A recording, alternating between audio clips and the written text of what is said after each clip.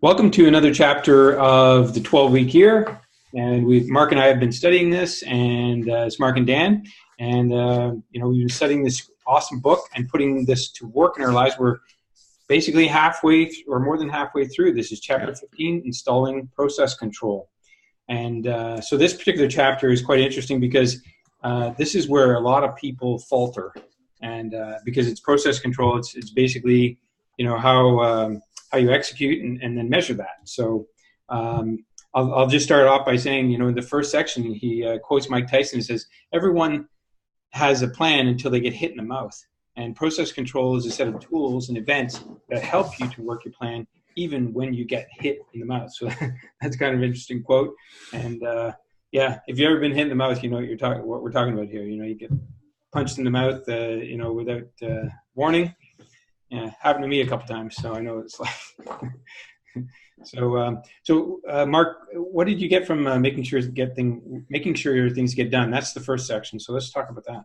Well, he says it's kind of the very start of that. He says it's not enough to have a vision and a plan. It's your goals.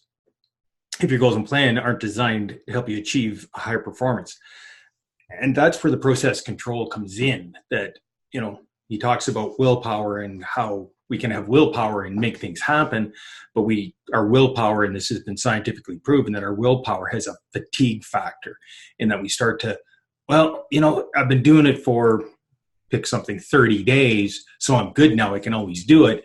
And yet, if you don't have some kind of process or some kind of control system around that, you're going to start to falter and fail. Mm-hmm. And I totally agree. I think, every day we wake up and we have all the willpower in the world. And actually we have more willpower on Monday than we do on Friday even. So yeah, we have all the willpower in the world. And by the end of the day, we're usually pretty tuckered and tired and ready to shut things down and rest. And, it's not reliable. So willpower, trying to get your willpower up is not a reliable system for sure. So. Well, and I like here he mentions Michael Phelps, who's got more gold medals than any Olympian at the time we're recording this. But if he didn't have some kind of controls in place, coaches, other things, it would be a lot easier in some of those cold mornings to just stay in bed rather than going jumping in the pool and doing his laps and hitting the gym. And, maybe be a lot more fun to go hang out with friends than do what he was doing. But because he had controls in place, things like coaches and mentors that kept him going, and a plan, right? I'm going to be an Olympian and I'm going to achieve this level. Because he has those controls in place to go with his vision, he became what he is. Yeah, I agree. And you know what? It's interesting. I don't know where I got this, but I think of it as setting up conditions so that you have no excuses, like a no excuse environment. And so my total morning practice and fitness practice is all about that. My gear is ready to go. My shorts, my shirt, my socks, everything. I have a spin bike. My shoes are clipped right onto the bike, so it's like, unless somebody's gone and used it, it's there ready for me. There's no excuses. I just put on my gear right to it. So, so that's what process control is all about. And so, having structure in place. And sometimes it's just the simplest things. Even I've shared with you, Mark, about having lamps in your living space. If you want to go to bed at a certain time, wake up at a certain time, well, set timers on those lamps so when they go out, and you have to train yourself so that you go to bed. Somebody asked me yesterday, he said, what if the TV's on? I'm like, put a timer on the TV, right? Yeah. So when it goes out, you shut it off. It's like, okay, you finish that thing you were watching the next day or whatever, right? Yeah. Well, even around here, we go down and I unplug the Wi-Fi at night. Then there's no tendency to stay on your phone or your tablet or your computer because the Wi-Fi is off. Yeah. Yeah. Well, same thing. You can even put these little plug-in timers on them, and once it's off, it's off. You're like, oh man, right? But then you get used to it. You adapt to it. Yeah. So that's cool. Okay. So he talks about weekly plans. Did you pull some nuggets out of that particular section? Well, just that you have to have one, because as he says, your week, you don't have a weekly plan to guide your week's going to slip away with all the other incidental things that come up, right? All the emergencies that come up that aren't in line with getting your plan done, moving you towards your 12-week plan and your vision. Yeah. Yeah, and he said, he says that, the weekly plan is just a 1/12 slice of the 12-week plan. So if you made a really thorough 12-week plan, then you're just doing that one little slice of it, right? And so, Hmm. and frankly, if you're not able to create a weekly plan and stick with it, then you're likely action biased. You're action oriented, and I am like that, and I think a lot of us are like that. We just like to get in and get going, massive action type mentality. Well, Yeah. better to have a plan, because you could drive for hours and not get to where you can go. So, Yeah, absolutely. Well, and the one thing that he does say about the weekly plan is that you use it to manage each day and ensure that your items get completed this week. And because those items are coming from your 12-week plan, if you're not looking at your weekly plan and working towards that, your 12-week plan is going to fall apart pretty quickly. yeah, You're going to have lost days, which means lost weeks. right. And it's easy to measure. You either succeeded or you didn't, and it's Yeah. not about beating yourself up. It's just about saying, okay, well, what did I let slide here? What did I let get in the way? So, Yes. in the next section, it talks about not going it alone, and I love that because the thing is, we have to do things ourselves, but we can't do it alone. We never do it alone. I mean, sometimes we look at even professional athletes like tennis players, and we're like, oh, they're amazing, and like that. You should see the whole team that they have with them: massage therapists, coach for this, coach for that, trainer for this. They have a whole team of people behind them. Well, yeah, and even to use tennis, even the top tennis players, like everybody thinks, oh yeah, they got a coach to teach them tennis, but they've got mindset coaches that help them keep their head in the game that they're playing, not worrying about the next one or the last one. Yeah. Right.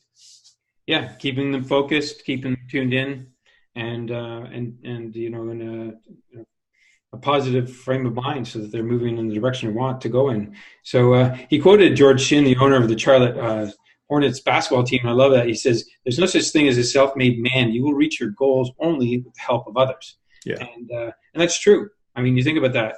It's team sport. I was playing ice hockey this morning. It's a team sport. I mean, I could try to do everything myself, but frankly, I didn't score all 7 goals today. So, it was a team effort. So.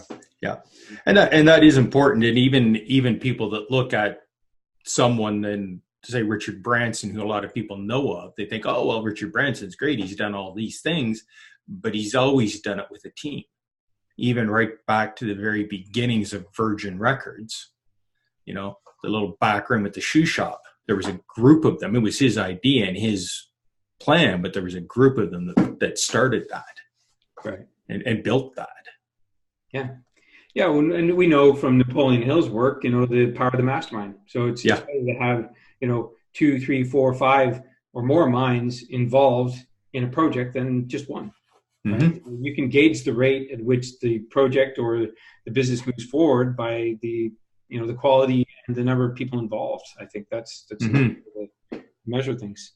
So, and that's a great lead in actually to the next part of this in his WAMs, his weekly accountability meetings, which is a part of the mastermind, because you're telling everyone.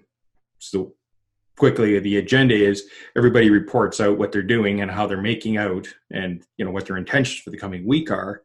They're sharing the masterminding side of it, sharing what's working for them. And then there's the encouragement part. Those are the 3 main parts: the reporting, the techniques, what's working and what's not working in some cases, and then encouragement. And that all kind of goes together into a form of mastermind mm-hmm. that helps them. Yeah.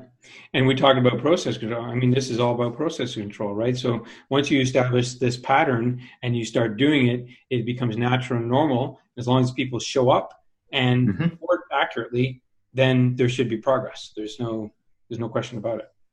So, so the weekly accountability meeting, absolutely essential. And, he talks about, he gives an example about how there's so much more benefit and so much more value when there's a group of people involved, and that how you have a higher success rate. And it is, mm-hmm.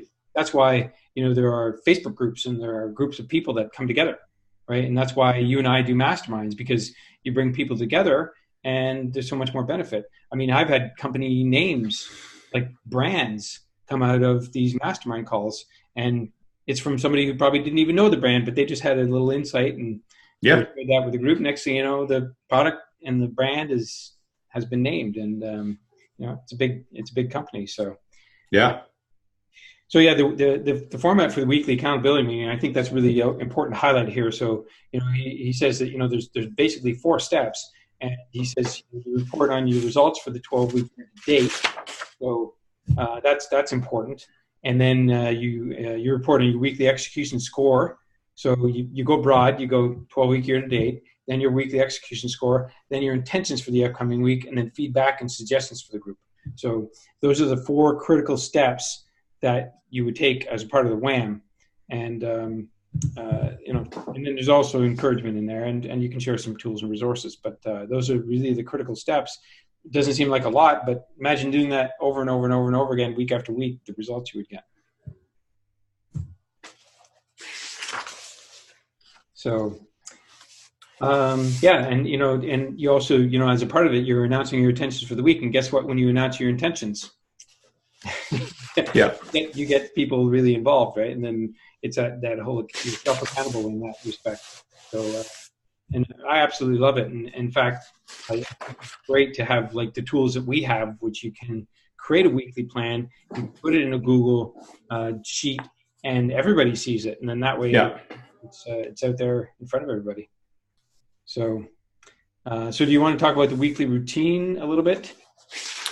Well, yeah, it's 3 main parts of the weekly routine, which are score your week, plan your week, and participate in your WHAM. And as he points out, the first 2 steps, that score your week and plan your week, that takes you about 15 minutes. And most people, they take those 15 minutes first thing on a Monday morning. Some might do it on Friday afternoon, week's done. Great, I can score my week, take the win into the weekend. But those are the 3 basic steps: are score your week, plan your week, and then participate in a WHAM, which we were just discussing and how important that is. So do you want to talk a little bit about score your week? Well, the scoring your week aspect, he says it's the most powerful indicator. So that's really important that you score your week, because once you do that, then you know what you've done. You know what you've accomplished. If you've been action-oriented or reaction-oriented, or whether you've been proactive and productive and taking the action. So, and there's a way of calculating, and we're actually going to be talking about that in the next chapter, though. So right. We won't be talking about that today. But scoring your week is it can be a little bit technical, but we've taken all that out of the equation by having a nice doc, Google sheet that you can use, and so you don't have to work hard. You just plug and play. Yeah. So, yeah, and it's some cases it's simply a yes or no. It either did or it didn't. Yeah. And whether you did what you had intended or not. So the next part was plan your week, and that was the thing. First thing on a Monday morning is probably the best time for most people, right? This is what I have to get done this week to hit my 12-week goal. And like you and I, Dan, when we don't ever start our week without a plan. Otherwise, it's pretty easy to get to the end of the week and go, oh, I meant to do this week and it didn't get done. But if you don't have a written plan and something you check in with, a couple of times a day, it's pretty easy to get off track. Absolutely. Yeah. Yeah. I mean, there's so many things, the email dings, the phone rings. Yeah. Somebody knocks at the door, something goes wrong, and next considerations, fears, and roadblocks come up, and you're off track. And then you get to the end of your day, and you're not checking anything off. You're like, "Whoa, what happened?" Yeah. Well, yeah, exactly. And and I'm sure anybody that's watching this has had those days. Yeah.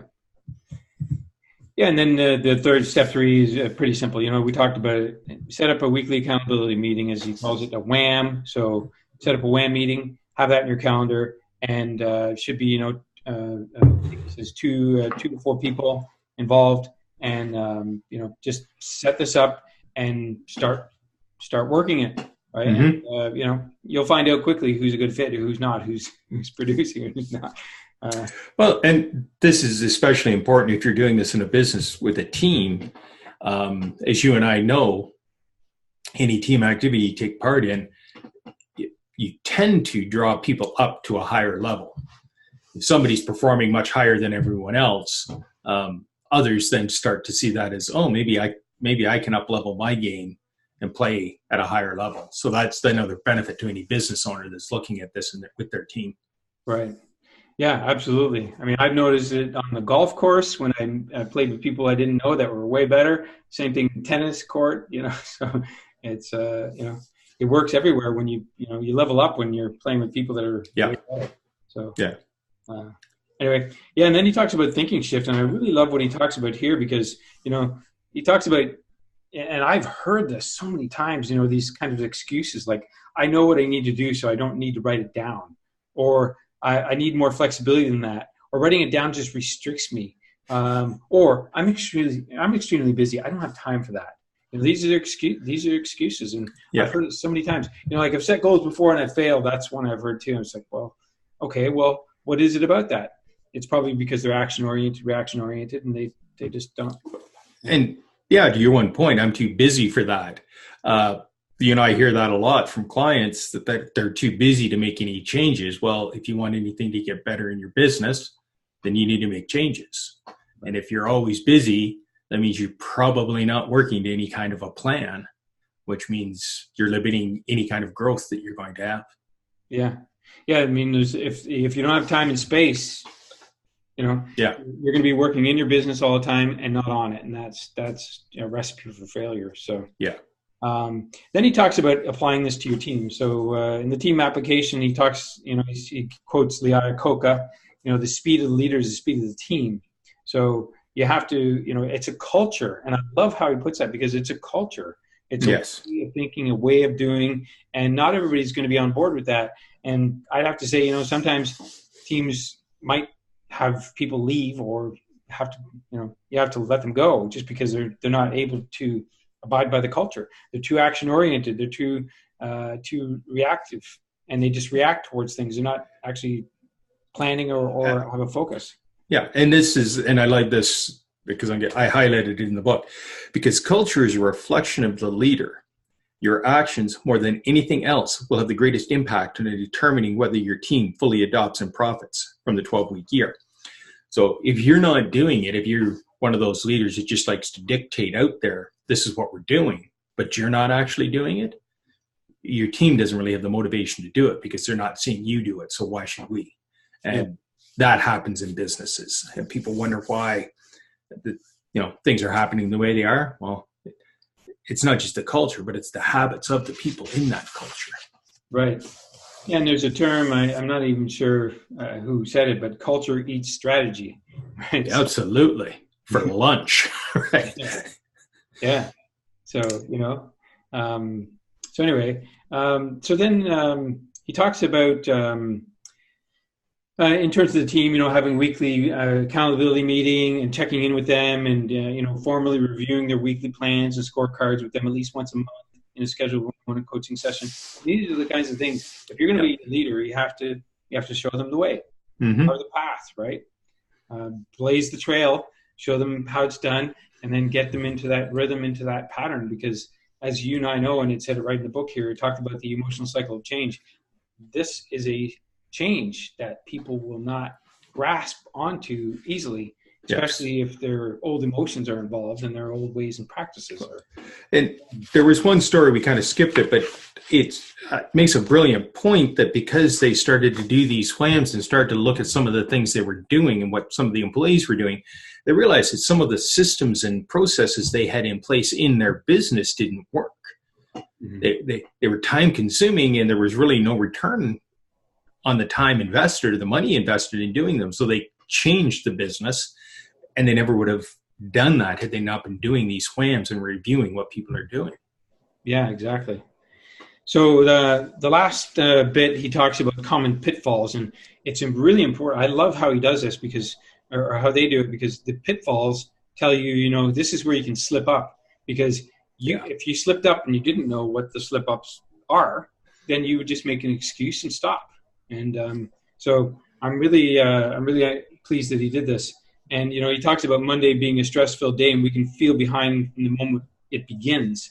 And so often we just jump right in. And so many times I ask people, what's your morning like? Well, I get up and do my morning hygiene or whatever, and go to the bathroom and have a coffee, and then I check messages. And it's like, well, you're on somebody's agenda within the first hour or so, right? And that's not effective. So some of the pitfalls he talks about, he says you have no time for it, right? Then you're just too busy, and that you'll get to it later. But then later never comes, as you know, right? It's just you don't need it is another one. And he's saying that somehow we're the exception, or maybe you think you're the exception, and you don't need a game plan for the. Well, watch how fast that your time slips away. Yeah. And then he talks about he says you're above it all, and so if you think you're above it, it's for beginners. Think again. I mean, everybody who has a business that's successful does planning. They have planning, process control, and some of them really detailed, like Elon Musk. It's amazing what he does. So, and then the other thing he talks about, you already know it, right? You already know what you need to do, so there's no benefit to writing it down. Well, my theory, thoughts become entangled as they pass through your lips and over fingertips, so you get them out of your head, put them down so you can get to work on them. And he also talks about you don't want to be accountable. And because working on that plan actually creates a level of discomfort, because then you recognize that you're doing things you shouldn't be doing. Yeah. And that revelation is like, can blow people's minds, right? And frustrate the hell out of them. So they don't want to go further. So, and I think that really ties into pitfall 2. You include all your tasks. That the 12-week plan's not your to-do list or this is what I have to do every day or every week. These are the strategic things, right?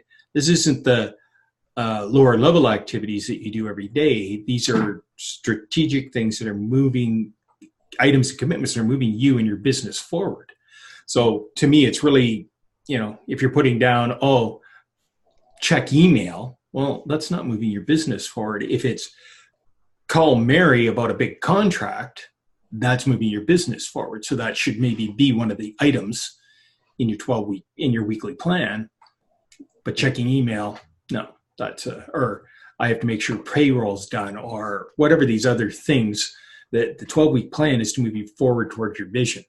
So if you're doing that, then you have to be looking at, okay, what strategic activity should I be doing? Yeah, checking email is a buffer block item, so you just put that in there, and that's when you do that. You don't just check it whenever you like. Pitfall 3 says assuming that each week is the same, and I've seen this before and even I've done it myself at the beginning, where I just put everything the same every week. It's like, okay, I just keep rinsing and repeating these patterns. Well, some of it, but definitely not all of it. Right. So it shouldn't be the exact same activities. And that's a big one for a lot of people, because they think of their business as a job, and it's just kind of day in, day out. I do the same thing. Well, that's why you're stuck where you're stuck. Yeah, exactly. And then he talked about pitfall 4 being you add tactics weekly, and he's saying that if you create a plan, you should be adding tactics. Occasionally, you might add a tactic to your weekly plan, but it shouldn't happen frequently. And if it is, then that's an indication there's something wrong, that you're reacting, right? And so it's about working your plan. It's create a plan, then work it. Follow through what you said you were going to do. If there's a big subtle shift, then that plan wasn't correct, right? That's an indicator. Yeah. So, what about pitfall 5? Yeah, that one's really important. I think is that people fail because they forget to look at their plan, whether it's their weekly plan, weekly plan, that they don't check in with it. And you should be checking in, right? You created it on a Monday, but that doesn't mean you don't look at it again until Friday when you score it. You look at it several times every day, so that you're like, okay, yeah, that one's done. Great. I can move on to the next one. That one's done. I can move on to the next one. And we've used the example of fitness several times in this, but it would make no sense to say, oh yeah, I'm going to work out in the gym every day, but the first item on your weekly plan was to join the gym. to pay for a membership. Pretty hard to do the rest of them until you do that very first one. But some people think they can, well, we'll just skip by it. So what'd you think of pitfall 6 there? You don't make a part of your routine. Yeah, well, yeah, it has to be a routine. It has to be a pattern. It has to become a habit. And the only way it can become a habit is that you consistently take these actions and make the decision to incorporate in your weekly routine. Yeah. There's no question about it that we're all habit-bearing beings, right? We start something, and if it feels good, we'll keep doing it, right? And this might not necessarily feel good at first because it might be going against our action-oriented ways. Yes. So, making it a part of your routine. So I think as a part of this, I think the critical thing would be to immediately find a partner so that you can start establishing this as a process, and then just do it and keep reporting and seeing how it's going, and test it, right? Well, and like you said, there's that one, I think, very important line is make the decision to incorporate the weekly routine. But most people don't see it as a decision. It's like, oh yeah, that's something I'm going to do, but it's make a decision, right? Yeah. We all make a bunch of decisions every day, but if you make the decision, this is what I'm doing, and you stick to it, then you, as we know, built a habit of it. Mm-hmm. Well, and we've shared some of the practices you and I do where we share our actions that we're going to take a day in advance. So those should be obviously fitting into our 12-week plan. And, there's some other tools out there which I think are fantastic, which make it nice and easy to track and see your performance. One of the ones I like to use is called Todoist, and Todoist will make you calendars. So once you put it in there and you say, I'm going to take this action at 9 a.m. on Monday, it populates your Todoist calendar, but also your main calendar, whether it's Google or Outlook or whatever.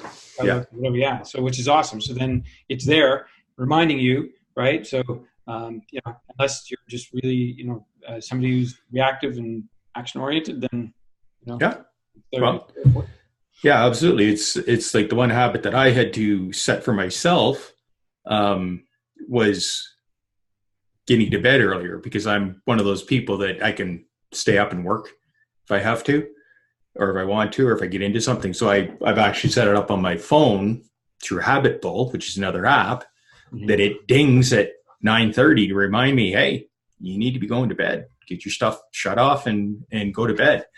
And that was a habit that I had to learn, right? Because of my previous habit. So because I've got that assist, it helps. Yeah, but once you get going down the path, it just becomes easier and easier and easier. Yeah. So, that's it. Just get started. I mean, Bob Proctor said it to me years ago when I went to see him. I told him I have this business, and then I was going to start becoming a coach with his team. And he said to me, "Look, pick one thing, do it really well, create habits around it, get cash flowing and business flowing, and then choose something else and do something else. But don't spread yourself thin. So right. Make it a part of your routine." Cool. Well, that's the end of chapter 15, which is awesome. We're going to be moving on to chapter 16, keeping score, which is really critical. Yeah. Because once you learn to keep score, then you know your level of performance, right? And if you want to perform at a high level, you better keep it score. I mean, think about it for a second. If the CEO didn't know their numbers of their business, yeah.